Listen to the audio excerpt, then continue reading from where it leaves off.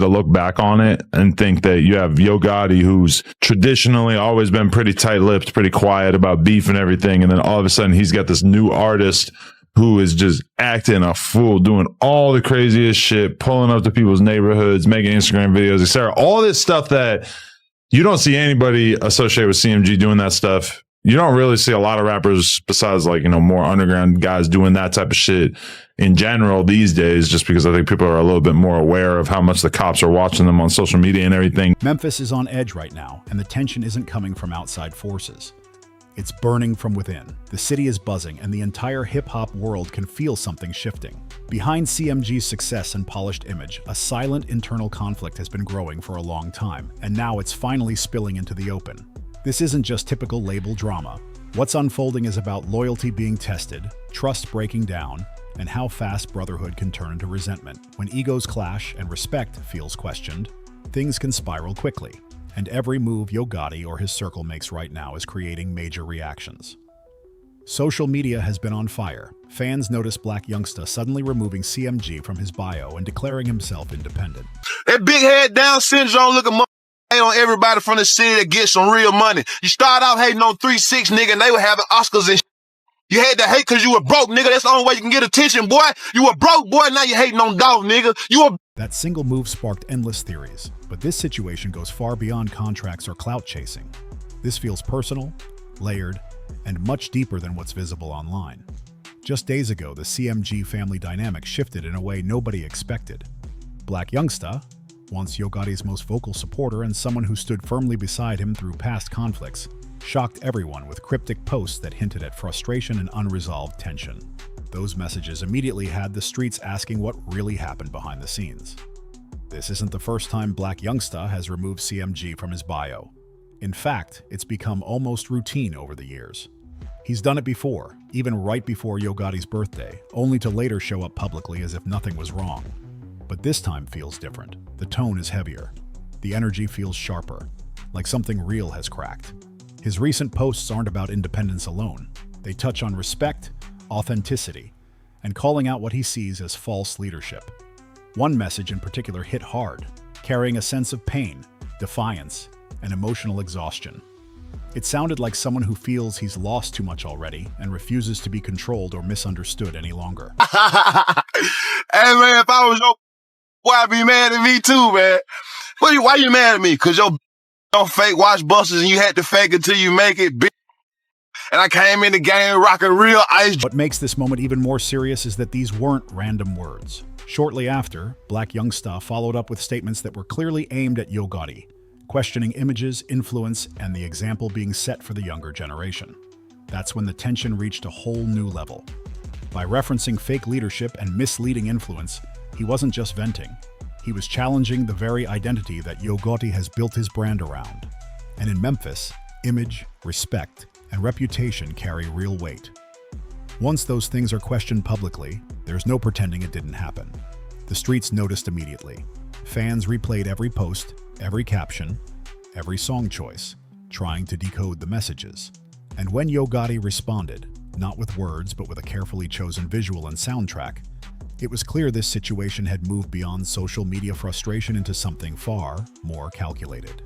Nothing about this feels accidental anymore, Dot. Hey, nigga, can't stay right now, nigga. We out here, man. Nigga. But the real message didn't come from words. It came from a lyric Yo Gotti chose to post. One line stood out immediately: "Stand between me and my figures." That wasn't random. That bar carries heavy meaning. It suggests that anyone who interferes with business, money, or control becomes an obstacle. When Gotti shared that line, fans instantly connected the dots. The message felt clear. If Blac Youngsta's actions start damaging the CMG brand or threatening the business, Gotti is prepared to protect his empire, not loudly, not emotionally, but strategically. And that's where the questions really started flooding social media. Why now? After years of loyalty, success, and quiet tension, what finally caused this situation to boil over? Something clearly shifted behind the scenes, and the timing doesn't feel accidental. A major turning point came recently when Hernandez Govan, the man prosecutors once described as the mastermind behind Young Dolph's passing, was found not guilty and released. That verdict sent shockwaves through Memphis. Old wounds reopened, unresolved emotions resurfaced, and the atmosphere in the city changed overnight. And right away, Blac Youngsta's name was pulled back into the conversation. Out of everyone connected to that long-running feud, he had always been the most vocal. Even after Dolph's passing, Youngsta didn't step back. Just days later, he performed Shake Some at a Dallas nightclub, a track many fans associate with direct disrespect. Soon after, he released visuals that sparked even more backlash. The imagery was provocative, the message bold, and the internet reacted instantly. Fans were outraged, critics spoke up, and the hip-hop community questioned how far he was willing to go. But Youngsta didn't apologize. He doubled down. He publicly stated that he comes from South Memphis, where sympathy isn't expected and pressure is normal. That response made it clear he wasn't planning to change his approach, no matter how intense the reaction became. But behind the scenes, things were shifting. After Dolph's passing, word started circulating that Yo Gotti and others within the CMG camp wanted Youngsta to stop publicly provoking the situation, not out of fear and urge, but out of business sense. Young Dolph was deeply respected across the industry, far beyond Memphis. And every time Youngsta brought his name up, CMG's brand got dragged back into controversy. The label's name started appearing in conversations it didn't want to be part of anymore. At one point, Yo Gotti's own brother was questioned during the investigation, and CMG kept coming up in court discussions. For Gotti, that kind of attention wasn't just uncomfortable, it was risky. Every public jab reopened wounds the label was trying to move past. That's when the internal cracks really started to form. Because once the outside pressure fades, internal tensions rise. For years, a common enemy kept everyone aligned. Now that enemy was gone, and without it, unity started breaking down. The energy between Yo Gotti and Blac Youngsta has felt different ever since. Observers first noticed it during the trial when Cornelius Smith, one of the accused, became a key witness for the prosecution. His statements shocked many and reinforced the idea that loyalty can crumble under pressure. This situation goes beyond artists exchanging shots online.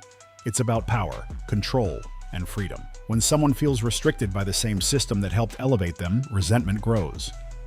And that's where things become unpredictable. Blac Youngsta has admitted in past interviews that he and Yo Gotti didn't always agree. He said they clashed often, describing their dynamic as volatile at times. Gotti moves quietly, calculated, like a chess player. Youngsta, on the other hand, has always been raw, emotional, and unpredictable. And when those two energies collide without a shared enemy holding them together, the fallout can get dangerous, not just for careers, but for everyone involved. Now things are getting even more complicated, because the conversation around this situation refuses to slow down. Every time someone tries to dismiss the rumors, another detail surfaces and pulls the spotlight right back. People close to the situation have gone quiet, and that silence is only making the questions louder. Online voices are saying the connections between Diddy, Big U, and Lauren London may run deeper than most people ever realized. According to ongoing speculation, Nipsey may have started noticing things behind the scenes that didn't sit right with him, especially related to business ties and industry relationships. Some believe he wanted to fully separate himself, not just creatively but personally, from certain circles. If true, that kind of move can create tension fast, especially when power, money, and influence are involved. Fans have been revisiting old interviews, slowing down clips, and analyzing moments where Nipsey seemed uncomfortable when certain names came up. Whether intentional or not, those moments now feel heavier in hindsight. Lauren's past interviews are also being re-examined. Her emphasis on privacy and peace has taken on new meaning for some viewers, who wonder if there was more she chose not to say publicly. At the same time, rumors continue to circulate that former industry insiders may eventually speak up with information that connects business relationships, private gatherings, and professional pressure. None of this has been proven. But once a narrative takes hold online, it's almost impossible to stop.